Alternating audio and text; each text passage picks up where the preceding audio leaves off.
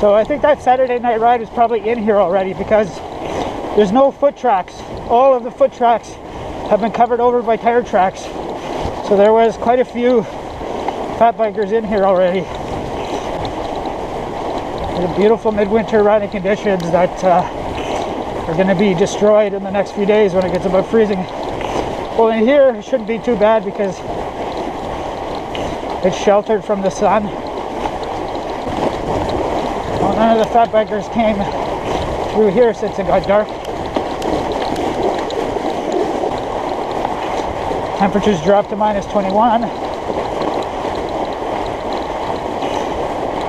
Oh yeah, another thing about these straps is initially I had set them up, they were a snug fit, so they were kind of pushing down on my footwear.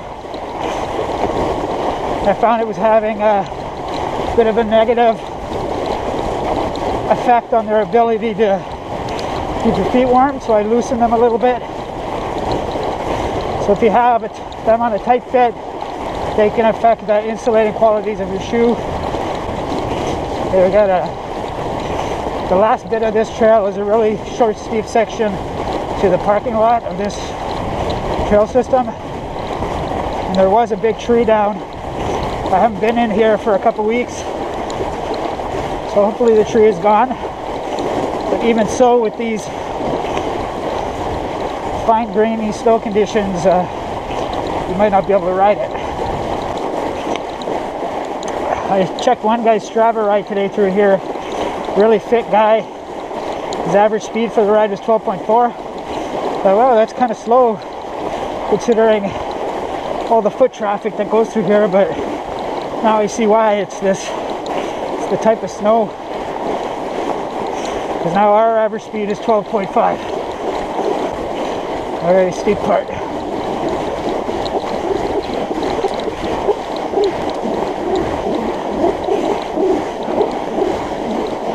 Tree is gone. Really steep part here.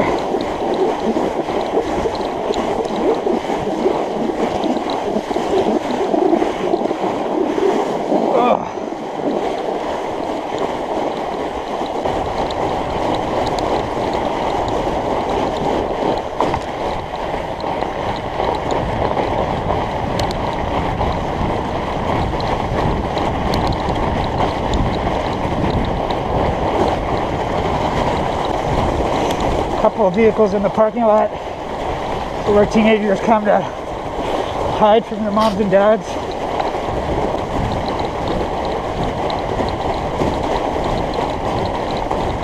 Passing on your left. First time I've seen people walking in here at 9:58 in the evening at minus 20.5. Okay, we're at 56 minutes. So we'll start heading back. So most of the main trail goes up along Current River, but at one point we will cross Current River and spend some time going down the other side of it because there's some trails on the other side. Almost a full moon. I don't know if you guys can see that at all. Probably not. Figured this would be way more packed down since it's been quite a number of days since the snowfall. It's pretty bumpy, human footprint bumpy.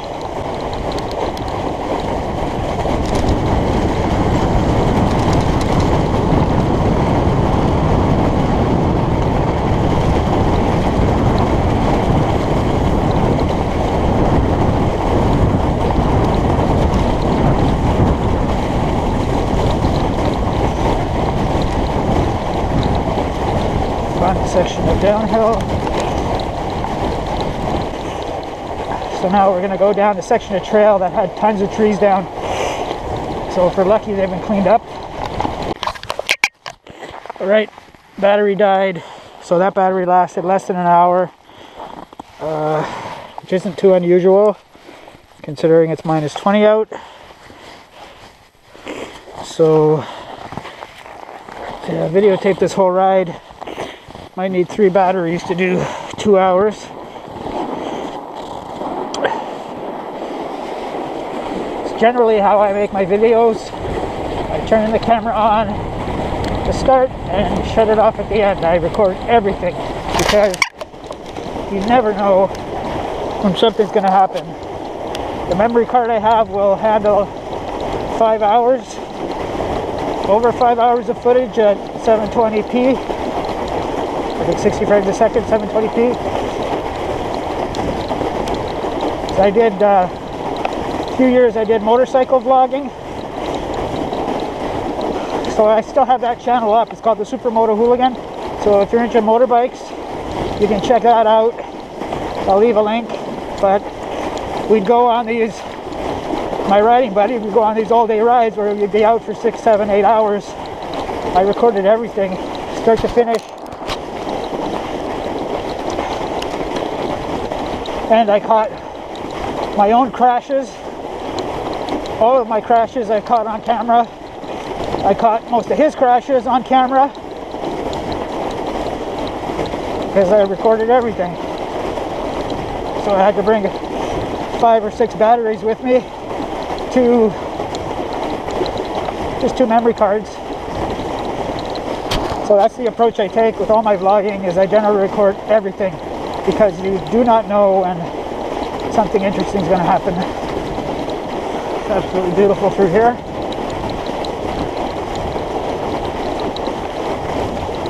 Like the trees have been cleared out. Photo op. Check that out. Actually, it doesn't look as beautiful as it could have if we were here right after the snowfall, but still looks pretty nice. And I really need to get a new camera because this is a freaking old camera, and I'm noticing other people's smartphone photos, especially in low light, they get way more detail in their pictures than I do.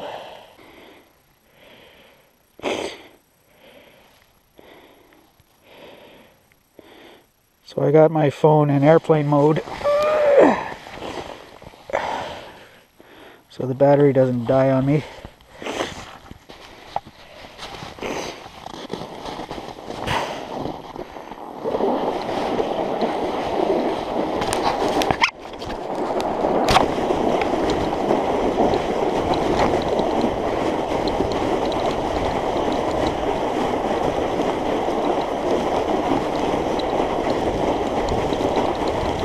Okay, I'm gonna have to stop and hold on to a tree to flip these pedals over to get into the straps. Hopefully there's a tree close by.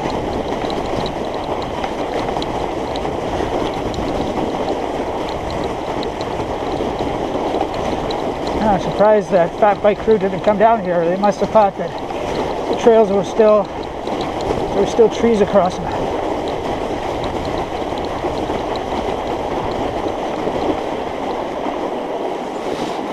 Hold on to a branch. Whoops, that didn't work. Well, we're in one strap. Oh, I'm in the second one too. We're good to go.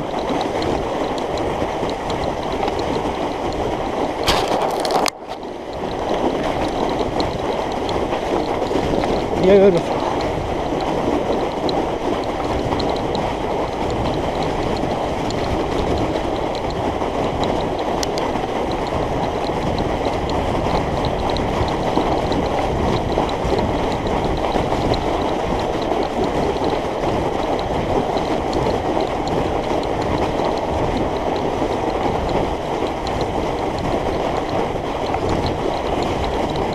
So the trails here, these become single track in the wintertime, so that's why it's annoying to come here in the daytime. You're constantly dealing with people, foot traffic, because one of you has to stop and move off the trail, and the trail etiquette is that you do, the cyclists do. Okay, this is the Trans-Canada Trail, snowmobile trail.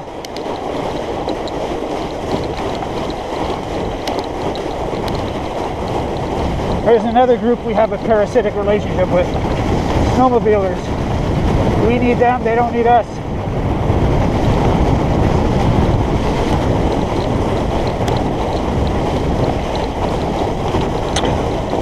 Always give them a wave or a thumbs up, as long as they're not illegally riding where you see them. Okay, so the trail on the right there is how we came up along one side of the river, and now we're going to cross the river here, and obviously we'll be on the other side. There's a trail on the other side.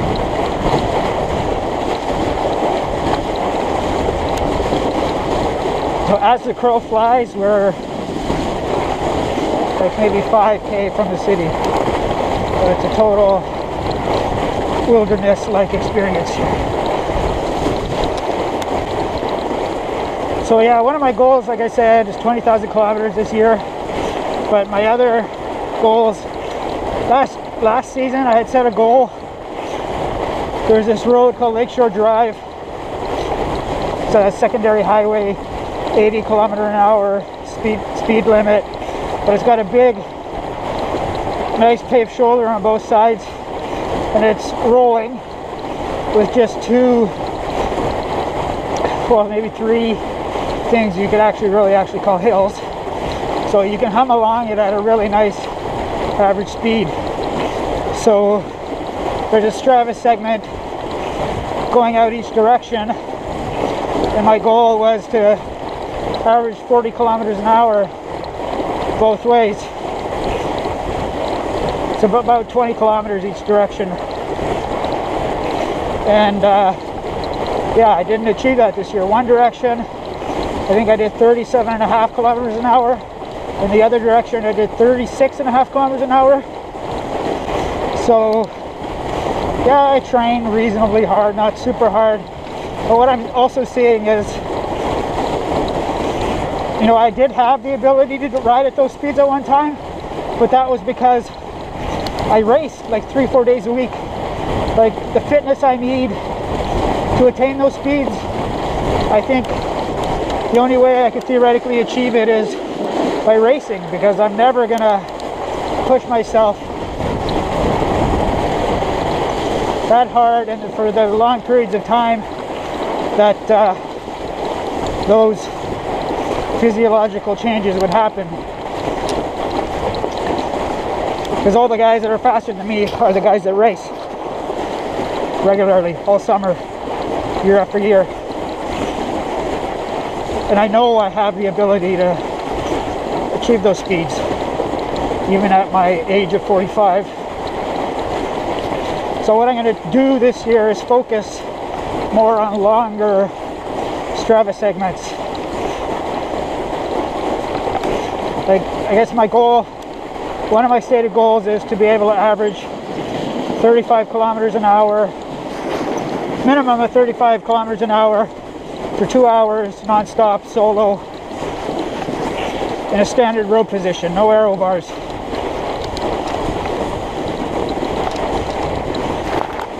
But I've been looking at routes where I can go non-stop for that long without having to deal with stop signs.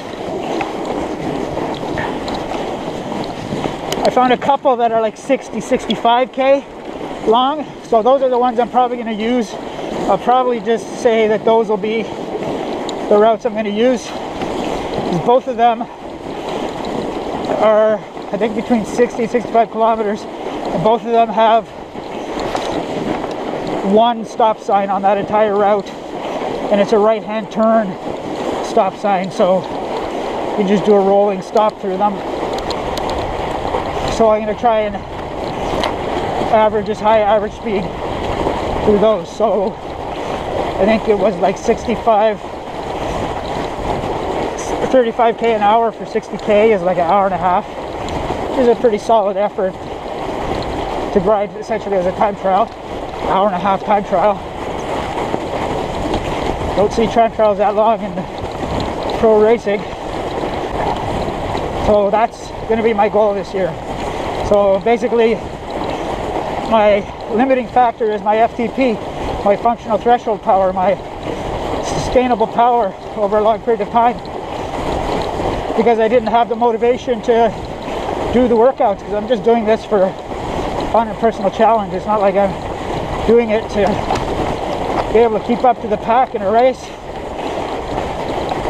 So if I set those goals as these longer segments, I think that'll help me stay motivated for the longer duration required for FTP training. So my theory being is that if I build my FTP this year, I'll use that as a building block to go back to trying to average 40k an hour the following year on those shorter segments, 20-kilometer segments. I think it's a sound theory. Have to be able to ride 36, 37, 38k an hour non-stop for 2 hours before I can have the fitness to ride 40k an hour for 30 minutes without aero bars. So we'll see what happens, because I did buy aero bars. I might end up using them. It's fun to go fast, but right now the goal is to not use them. But the other thing is, an hour and a half in aero bars, it's a freaking long time. Very uncomfortable. It starts becoming very uncomfortable. I did some rides where I spent an hour in the aero bars, and even that was uncomfortable.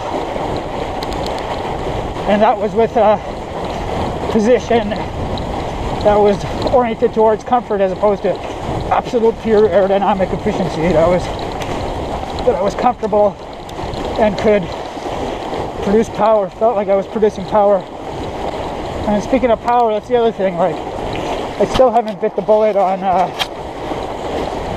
getting a power meter,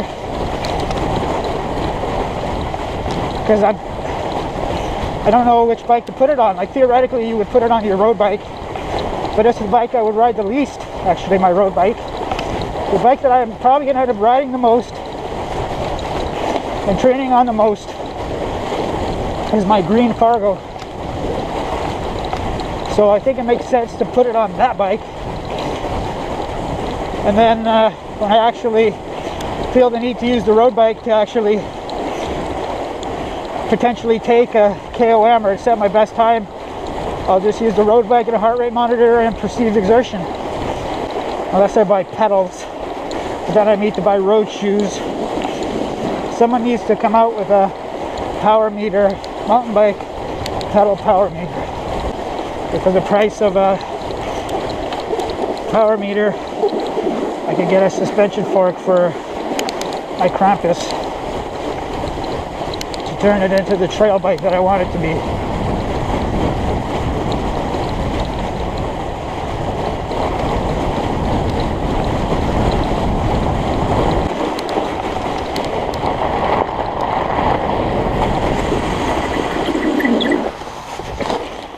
Take a picture of that bug.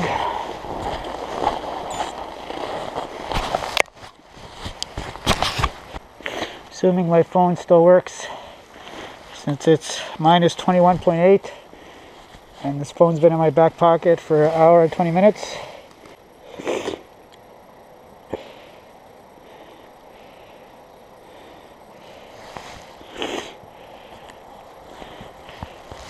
So I've been out for an hour, 20 minutes. My tips of my toes are just ever so slightly starting to feel some coldness to them. I've got some cheap thermal socks that I bought at a bargain store. And maybe if I had nicer, more expensive socks, we wouldn't be feeling this a little bit of cold already, but It's not that cold that it's gonna not let us finish this ride.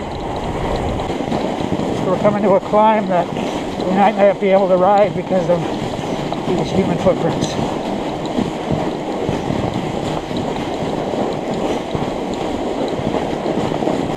They let more air out of the tires. That would probably make a difference, but we're going to try and do it without having to do that.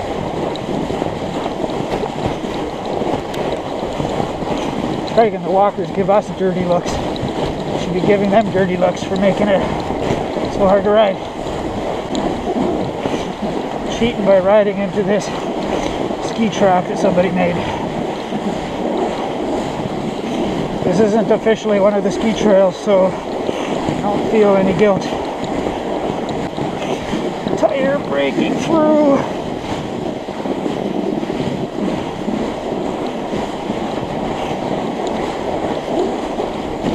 Precisely metered power output is allowing us to continue riding.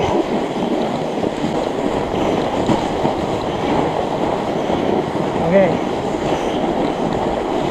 Becoming more difficult to ride.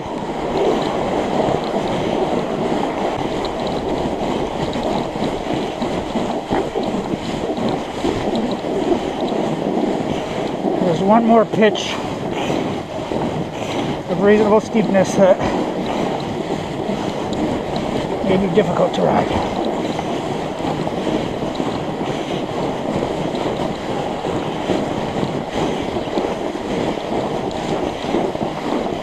Oh, there we go, not rideable.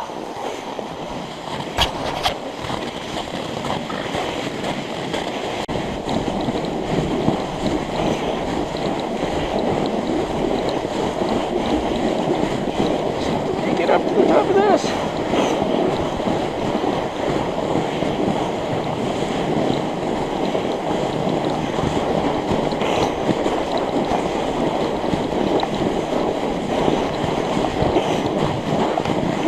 Like I said, if I had stopped to let out tire pressure, probably would have made a big difference.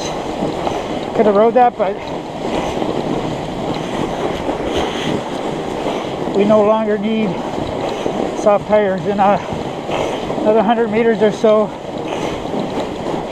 we won't need soft tires for the rest of the ride.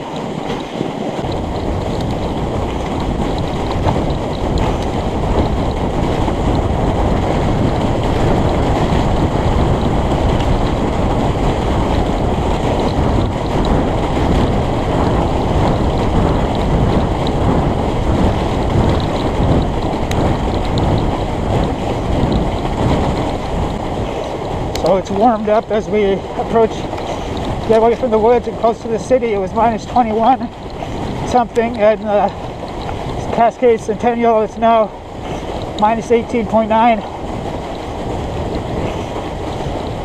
As we get closer to the shores of Lake Superior and its moderating effect.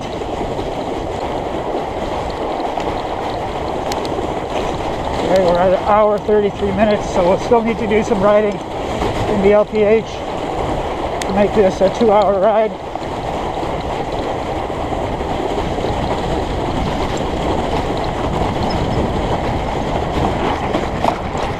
It's alright, the riding in there is reasonably fun.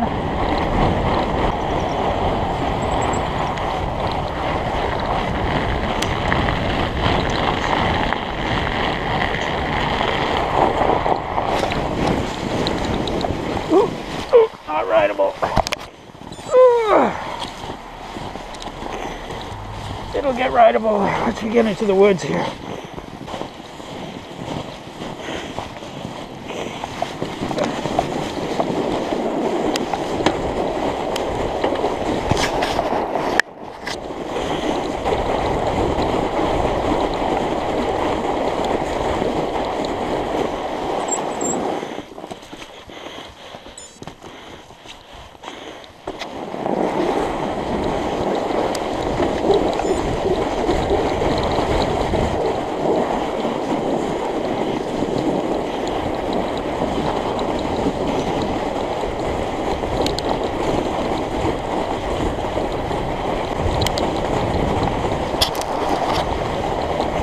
There's a little bit of single track in the LPH here. And in the wintertime, it's nice.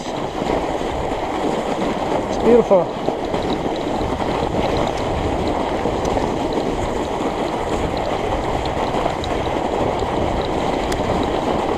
There's not enough of it, but the thing is, there are sections of green space here where you could pit trails. You can make more trails in here if you made the effort.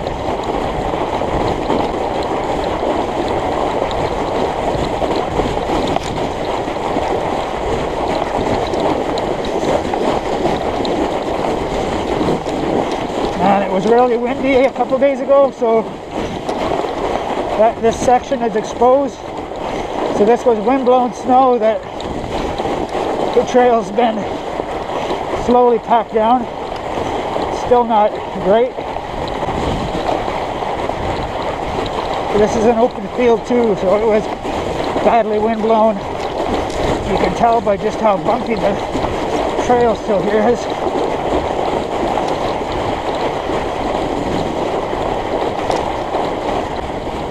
LPH has some fun bits of trail, not enough, but you can get here from my place in less than 10 minutes. Come here, ride for an hour, even do some interval work in here. Never have to use an indoor trainer. And accept virtual kilometers, which I won't accept ever. Surprised how bumpy a lot of these trails are, considering the last snowfall was 3-4 days ago. It's been pretty cold, so I guess that's kept people away. Even though today was a very nice temperature, I think it hit -8 today. Section of single track, very short.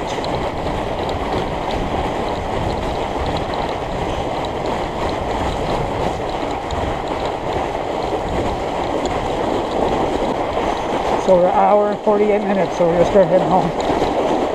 So I just did this little additional loop to get us into the position where it should be right around 2 minutes by the, sorry, 2 hours by the time we get home.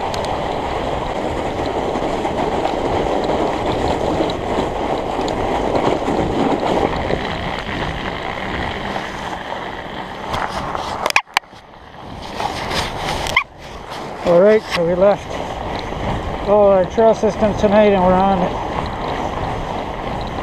the roadways home. So this street is just completely, totally hard-packed snow. Not quite ice, but not far away from being compressed into ice. This is the kind of stuff that studded tires will still help you on. This is a side street, of course. If you get onto most of the main streets, they're going to be exposed pavement. So my batteries, I got on these two front headlamps. These batteries are now a little bit more than a year old. And last winter, whenever I rode with them, I pretty much used them at max power, like 1300 lumens all the time. And now this winter I noticed that, well, last winter I could run them for over 3 hours at 1300 lumens, even in real cold. And now this winter I've noticed they have definitely lost, both batteries have lost some of their capacity. Like I started out this ride for probably the first 45 minutes or so at 900 lumens each, and then I stopped to take the first picture. And I turned them up to 1,000 lumens for that, take the picture of the trail. And I left, or sorry, 1,300 lumens. And I left them on at 1,300 lumens now for the rest of the ride. And they're already flashing. Well, the manual says I have anywhere from 30 minutes to an hour left at 1,300 lumens. So they've lost a lot of their capacity. And I've also noticed now when I charge them that one of the batteries, the light turns green well before the other one, even when they've had equal use. Like essentially they're getting equal use tonight at the same outputs, but one of them will charge way faster. So I think there's less capacity there left to charge. So kind of disappointed that after a little more than a year of use, I'm already seeing a noticeable reduction. But these past 2 winters are the most serious that I've been about winter commuting and winter night riding. So this system, cycle light system, has gotten substantially more usage in 1 year than my previous system. But when I run them at 900 lumens for 3 hours,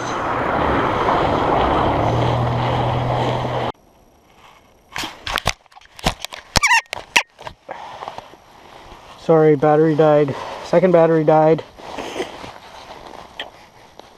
Didn't get to finish what I was saying there, and I've already forgotten what I was saying.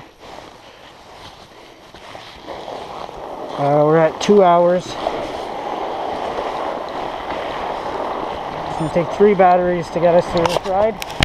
It's maybe less than 5 minutes before I get home. What the hell was I talking about? I was talking something about these lights. Okay, I remember now. Yeah, at 900 lumens, I can run them for 3 hours and still not get any of the warning flashes that I'm running low. So really, I should start doing that. Run them at 900 lumens. There's still plenty of light. I just usually put them up to 1000 when I'm going to take a photo. But I have this Gemini headlamp, which is 1500 lumens, and I bought the largest capacity battery for it, and it doesn't have any problems going for 3 hours at 1500 lumens.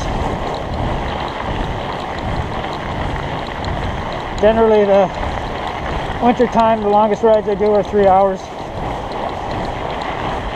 Night rides, do 3 hours.